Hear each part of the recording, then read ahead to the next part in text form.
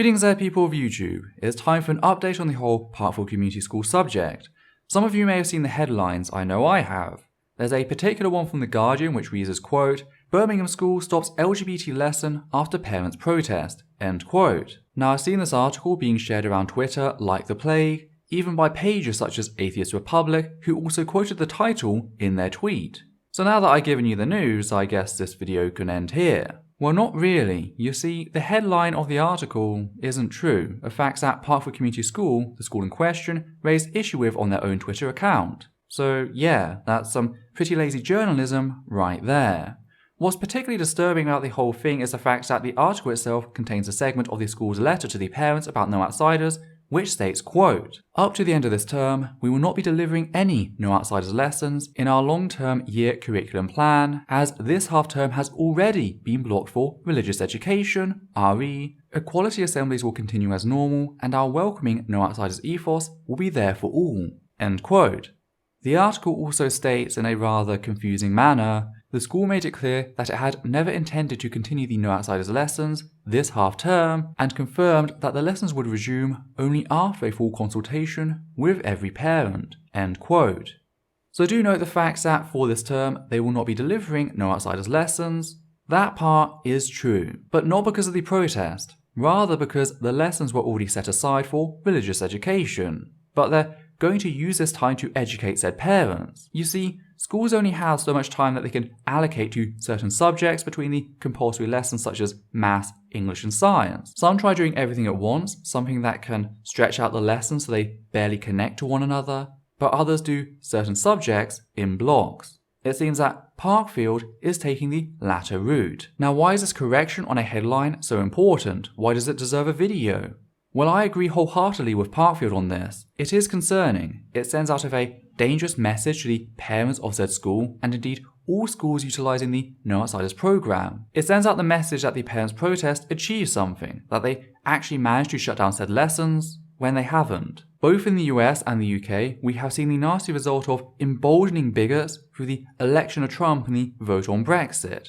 When bigots such as the parents attacking this program feel emboldened, they don't stop with their bigotry, they turn up the heat. And that doesn't worry me because of the school. I mean, yes, I feel sorry for Andrew Moffat, but it's an institution supported by the government in this instance. I'm worried about how the step up in parental hostility towards resources which are LGBT+ inclusive will impact their LGBT+ children.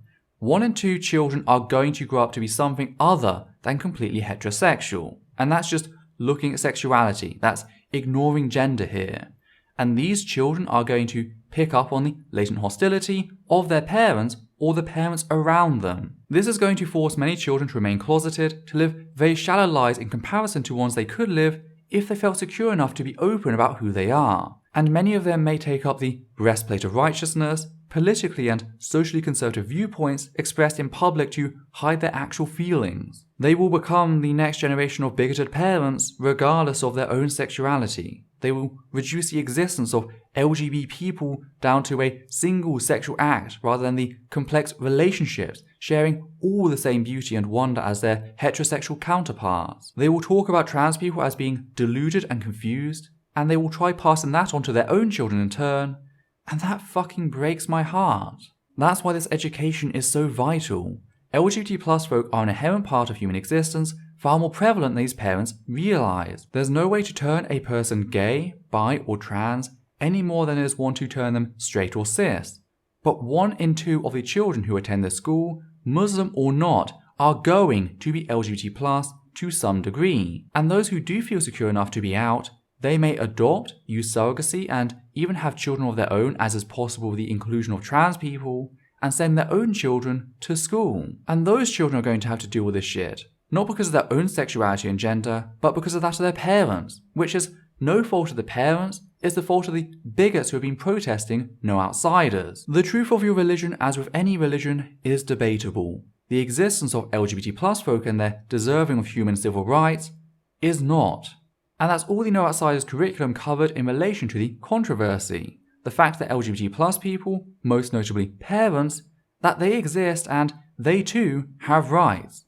This was not a sex education. These are citizenship classes based on the 2010 Equalities Act. And it wasn't the sole focus of the programme either. Another misleading aspect to the title and how it refers to them as LGBT lessons. Here are the tables for the content covered in the No Outsiders programme. As you can hopefully see, there are topics related to LGBT+ folk, such as the right to marriage, appreciating family, and celebrating diversity. But there's nothing specifically LGBT+ focused. Students were simply taught that LGBT+ families exist. This may include the families that some of your peers belong to. Treat them with respect. And that is being thrown around as indoctrination. Now, I had a Muslim commenter come and tell me that quote. So tables 726 and 736 are not about changing the student. It's clearly targeting the student and encouraging them whomever they want to be, which could essentially be against the child's beliefs. Clearly you are an extremist who is imposing LGBT issues on non-LGBT people. Respect is one issue, encouragement is another. I'm sorry, but your video is full of lies. End quote. Now table 726 was to be who you want to be, whilst 736 was to recognise my freedom. Thing is, I take issue with the assertion that it's clearly targeting the student and encouraging them whomever they want to be, which could essentially be against the child's belief. How can a child exploring themselves be against their own belief? It can't. It can only be against their parents' beliefs, the beliefs forced down on them, which frankly can get fucked. But coming back round to the article and its headline, I'm somewhat disappointed with pages like Atheist Republic who have been sharing said article based on the headline, since they do seem to have just read the headline and nothing beyond that. If you're going to share such articles with a large audience, please note the clickbaity if not outright misleading headline. I mean, the first thing I did when I saw the headline was go check Parkfield, which is where I discovered the post calling the Guardian out. This sort of thing is not helping and may in fact make things worse if bigots feel like they're gaining ground. Now, whilst you're here, I thought I may as well fill you out on a few other tidbits.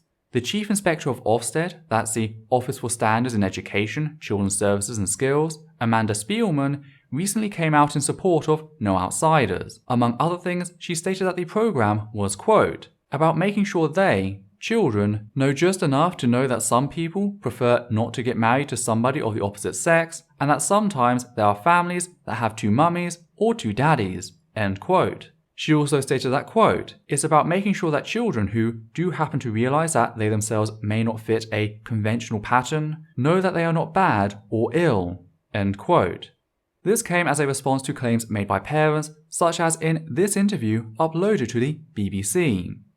I'm just upset about the school they're teaching our children about the LGBT community, and it's something that we would like to teach our children ourselves, and it's kind of like they're forcing it upon our children, so planted ideas in their head. I just don't want them to learn that yet, the whole knowing what a gay person is. We're around them, obviously.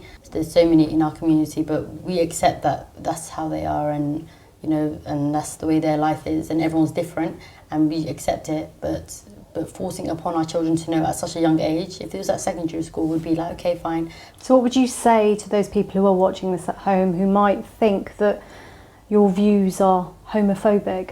I would say that I don't think my views are homophobic at all. It's just basically what we're teaching our children. I've got gay friends, I know lots of gay people, and I accept how they are. Are you saying that you're happy for your child to be taught about homosexuality and LGBT rights when she's older? Yeah, 100%, because why do they need to know now? Like, it's just mind-boggling for them. They wouldn't understand it. Wow, you really pulled the whole I've got gay friends card.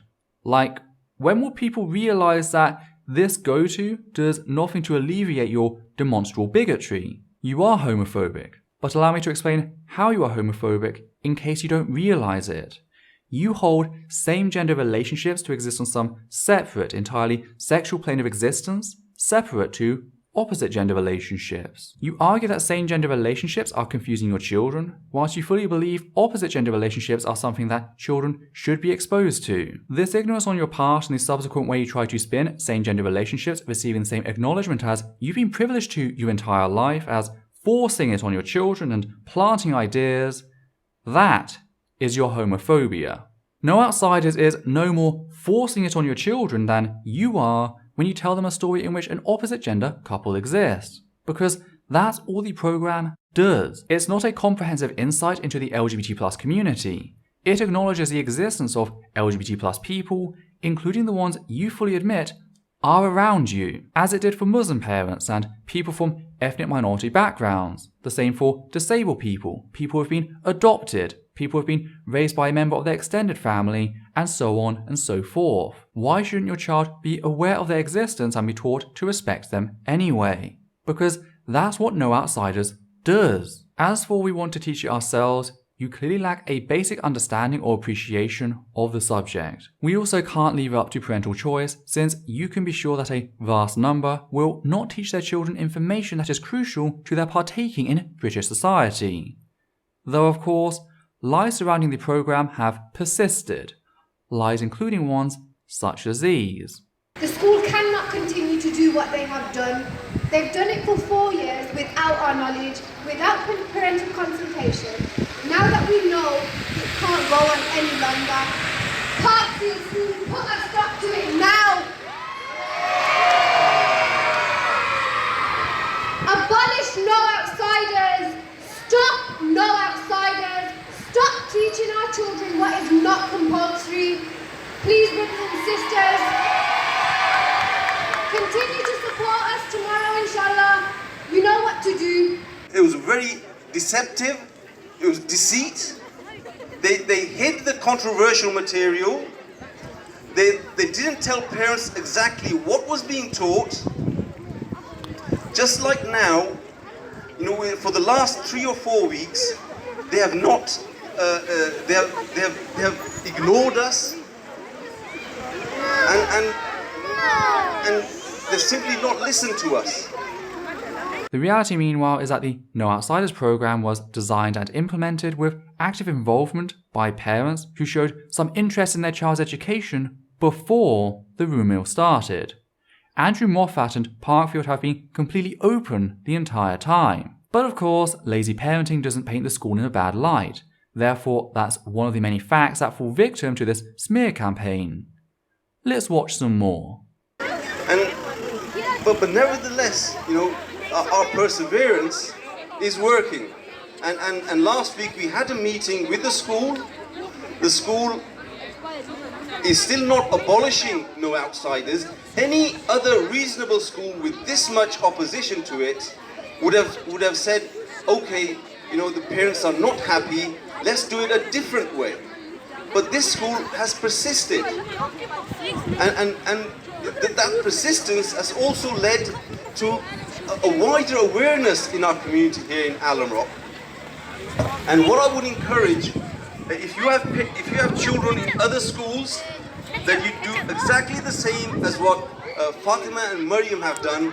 They've formed a group of mums. They've established what the school is really teaching, and they have fought this campaign on facts.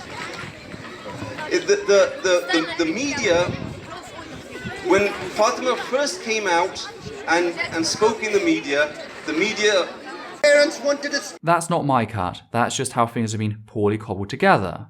But yeah, I do find the projection surrounding the misportrayal rather interesting, especially when considering that this talk was followed by this shit nugget. Parents wanted to speak to the school, they were brushed aside, they were ignored. Shame!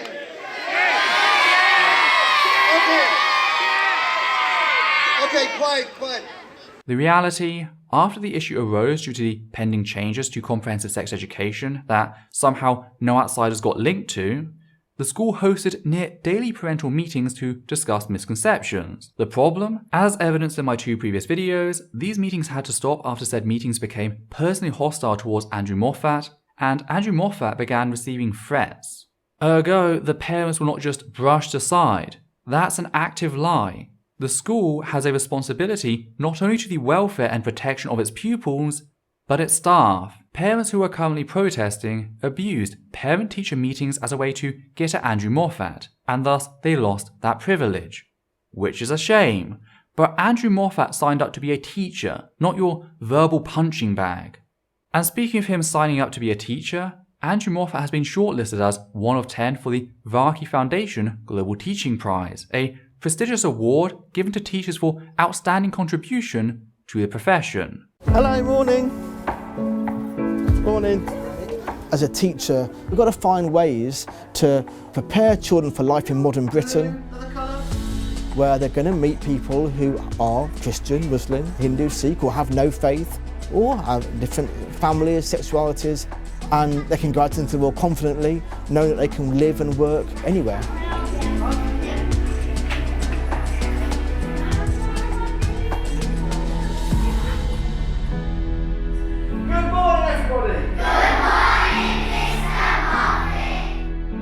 In Parkfield School, I think it's 98.9% Muslim at the moment.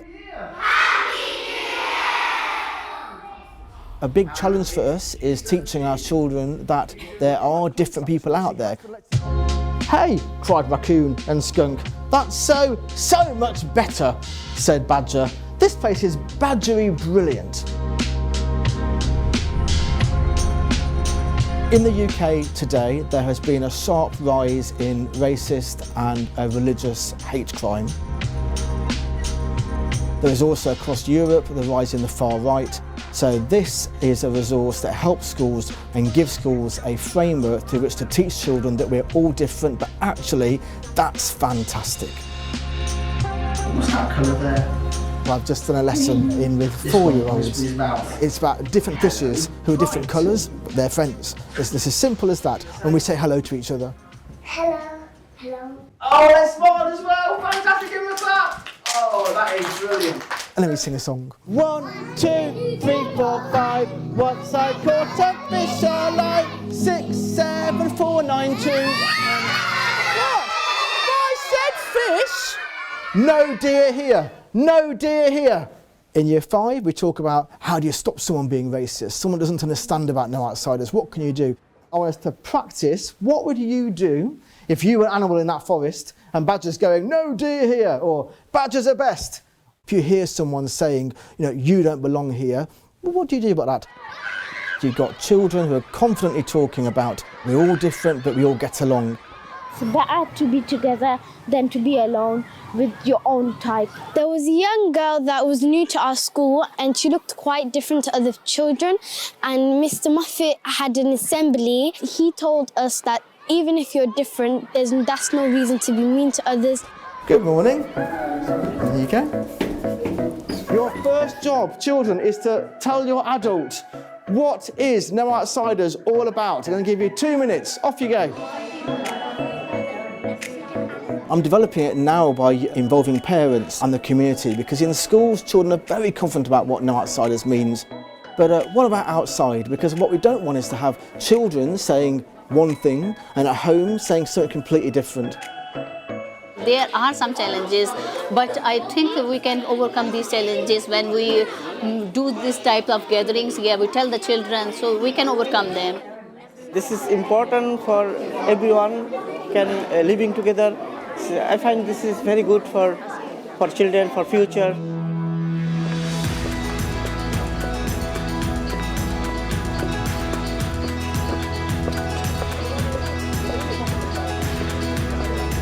I'm a badger and I am perfect. I think his teaching methods are different to what you would class as a normal lesson. The wood's starting to feel a bit more badgery already. He's stepping outside the boundaries. They're the people that are going to go on and grow up and have jobs and become teachers and become doctors, and I think it's really important that he's putting those thoughts into their minds now at a young age, so they grow up and they go to secondary school thinking that they can be who they want to be, and so can everyone else around them.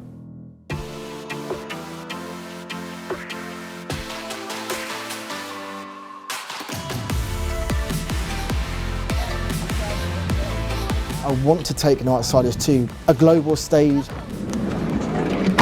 And I'm going to fight for diversity because it works.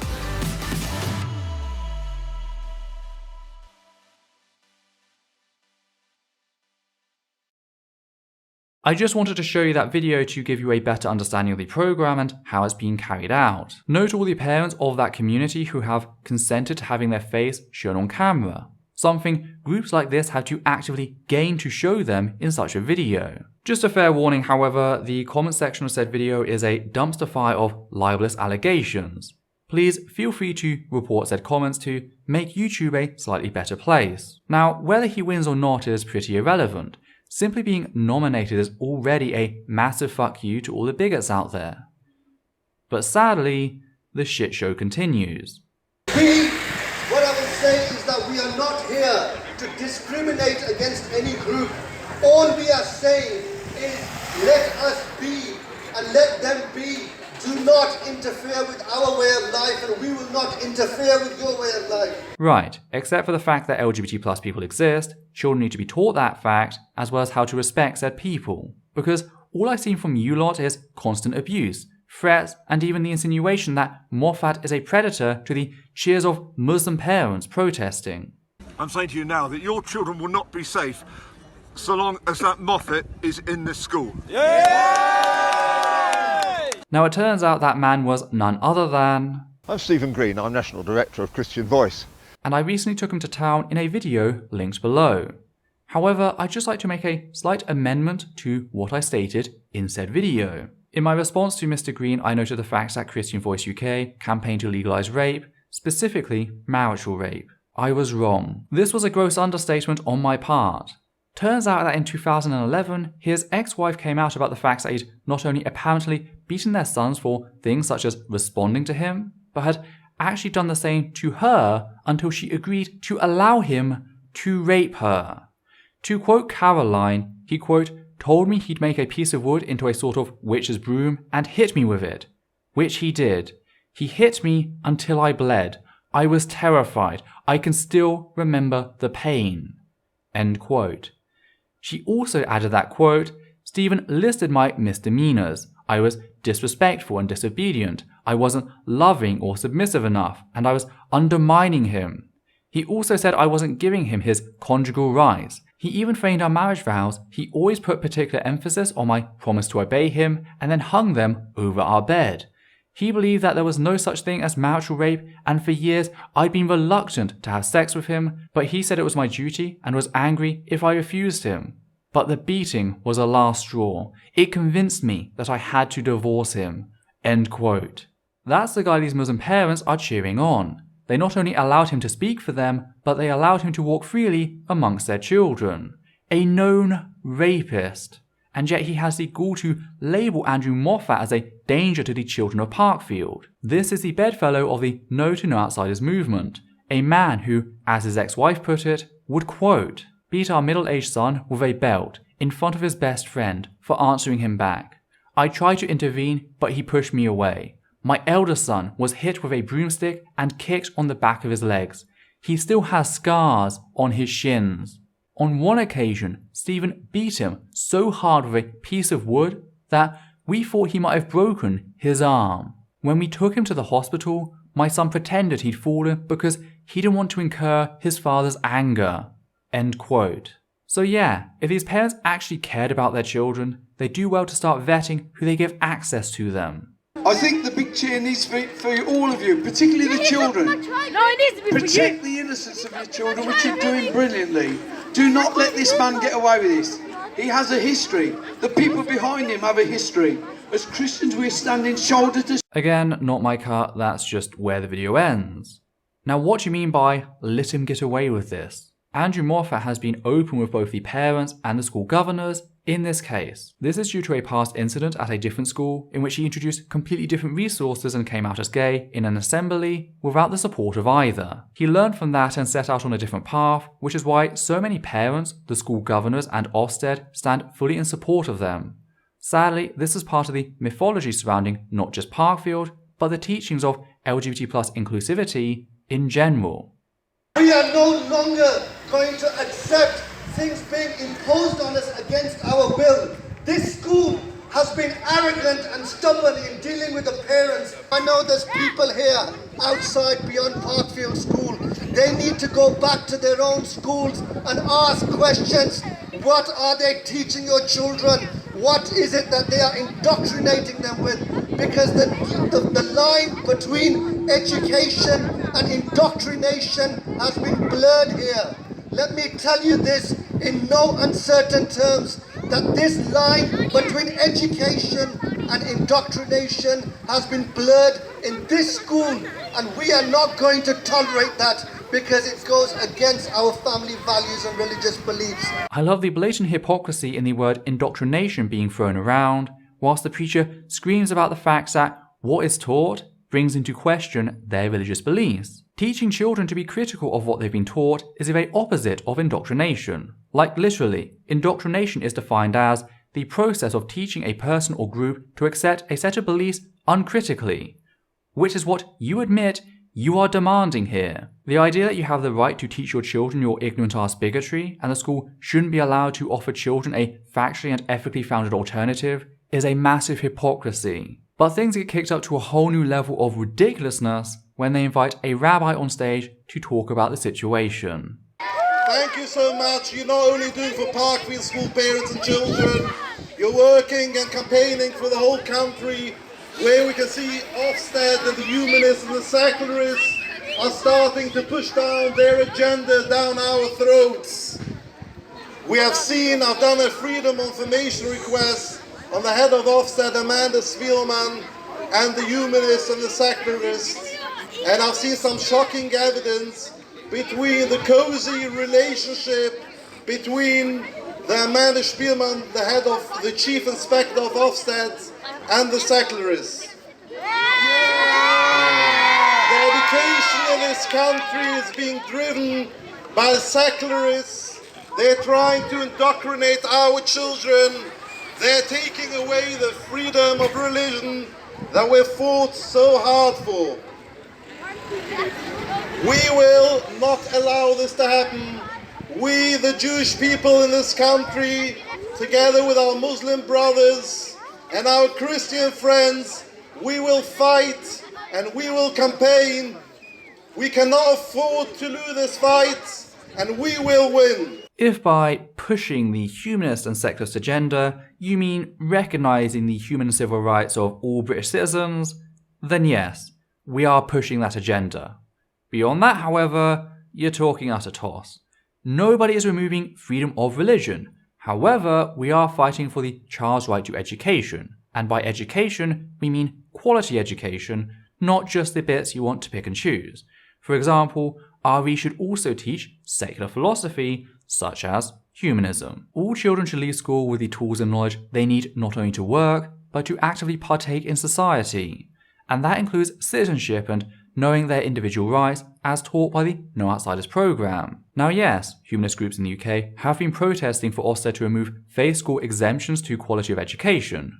Why? Well, said exemptions are a clear violation of said children's human and civil rights.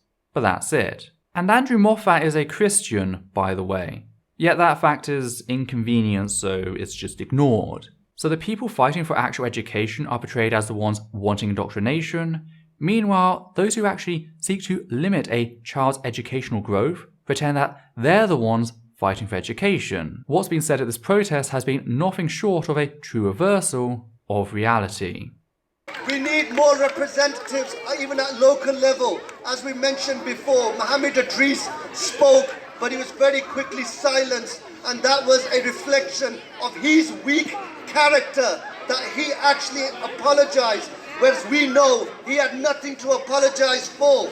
There was no need for him to apologize. All he said is that the things that the school is teaching is not age appropriate for young children to learn that. It's absolutely dangerous. I think as a society, at a mainstream national level, we need to have a conversation about what is going on in this country, what the LGBT community is doing to our educational institutions. How can you tell a child who's 5 years old that you are trapped in the wrong body? You are not a boy, you may be a girl. If you're a girl, you may be a boy. Are we not planting dangerous seeds in their mind? I don't know. How does one do that? I have to ask, since that's not what's being done here. All children are being taught is that trans people exist. Don't be a dick to them like you just were. That's all. What you just said is a complete myth that you've likely swallowed from some other garbage source and spewed forth uncritically, because that's all this outrage has ever been. ignorant bigots parroting crap they've heard from elsewhere without applying the slightest scrutiny. The program has been entirely open to parents, and yet those who refuse to actually interact with it in that way, they've exploded for no reason than their prejudice against LGBT+ folk. You can't change a person's gender or sexuality, certainly not by the simple acknowledgement that LGBT+ people exist, and they are deserving of their human and civil rights. All that does is cultivate an environment where a child feels able to speak out about the subject in hopes that their parents will listen.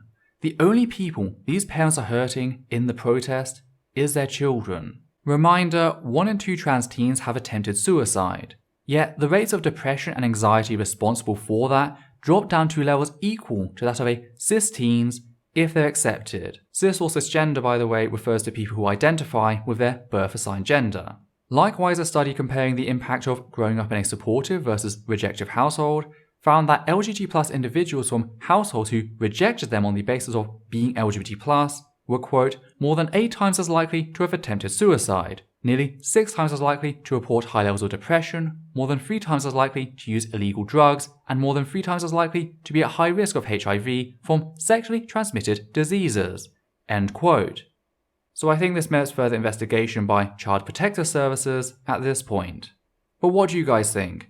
How should the government handle parents who choose to neglect their child's education due to their bigotry? Do you think there should be some sort of legal action taken against their parents?